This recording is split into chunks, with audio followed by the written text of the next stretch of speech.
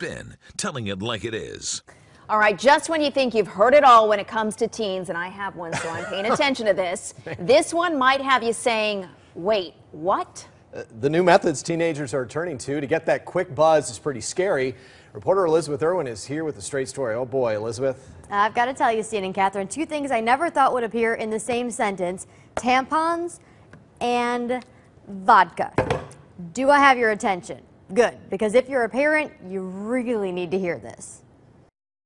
Quicker high, they think it's going to last longer, it's more intense. This is not isolated to any school, any city, any financial area. This is everywhere. When we heard how kids are getting drunk these days, we thought, no way.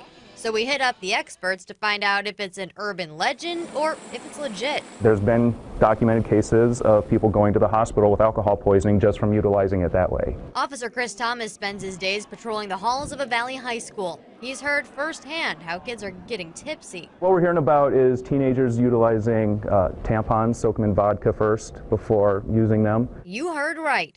Teens taking tampons, soaking them in vodka, and inserting them there. It gets absorbed directly into the bloodstream. There's no barrier, there's no stomach acid, there's nothing to prevent it. I would expect it to absorb fairly quickly as well because it's a very vascular structure. This is definitely not just girls. Guys will also use it, and they'll insert them into their rectums. And that's not all. Using a beer bong rectally is the same concept as a vodka-soaked tampon. Yep, rather than the traditional beer bong you'd find at a college party, kids are sticking the tube elsewhere to get wasted. A lot of people believe that it would cover it up. Your breath won't smell like alcohol, so you can hide it from the parents, hide it from the police. But take it from this cop, it won't work. It's not just jail time that might be a problem. These new tricks are really risky and could cause some serious trouble. It can cause mucosal irritation, meaning the vaginal wall can be really irritated. Plus, what if you overdo it?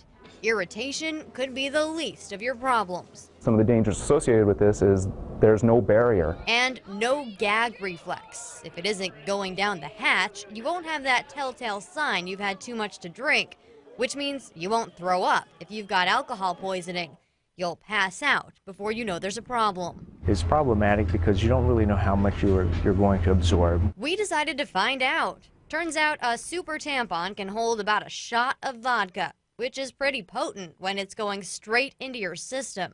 If a person does pass out or lose consciousness, healthcare professionals won't necessarily know, that they have to look in those areas, and that may delay treatment. Okay, if I'm a parent of a teenager, what can I do to make sure these are used for the job they're intended, nothing more? Well, then you need to get involved. Stop being your kid's friend and be their parent first. And one more myth we want to take care of. Kids apparently think that getting drunk that way means they'll pass a breathalyzer test because they didn't actually drink the booze. Not true. The test checks out what's in your bloodstream, not what's on your breath. Back to you. Very